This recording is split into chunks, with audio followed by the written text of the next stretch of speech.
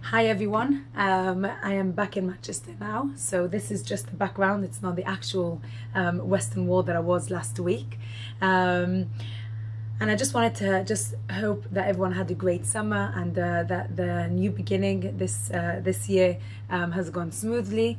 I also just wanted to say a shout out and a hello to the people who have told me that they've been watching these videos, whether you are in Netanya in Israel, Ramat Beit Shemesh in Israel, or Har Nof, people here in Manchester, in Hale, in London as well. So hello to everyone. This week's Torah portion is Parashat Shoftim, and I wanted to touch on two ideas this week. Moses is still commanding the Jewish people another few more commandments. We're getting towards the end of the 5 books, and there's one very interesting commandment that refers to kings. And it says that when there is a king who is appointed to be the king for the Jewish people, they need to have 2 Sifrei Torah, 2 Bibles on them. One that they keep in their house, and one that they carry with them wherever they go. And the question is, why does a king have to carry a Sefer Torah with him wherever he goes? And the answer is before a king is telling other people what to do, the king has to always remember what he needs to do. Is he living according to those rules that he is preaching other people to do? And it's the same with all of us.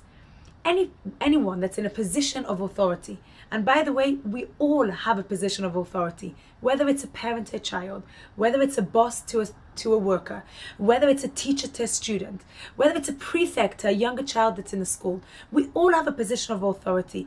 It's so easy for us to forget about ourselves and to preach other people and to tell other people what to do.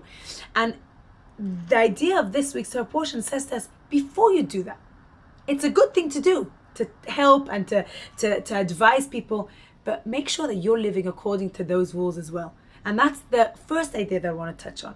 The second idea is actually something that's very similar to what we just spoke about, and it is actually mentioned at the beginning of this Torah portion, and that is, it says Shoftim v'shotrim. It's talking to the Jewish people about when they have judges and they appoint judges to themselves. It says you should appoint them to you, and then it says to your tribes. And the question is, what does it add by saying that you should appoint them for yourself?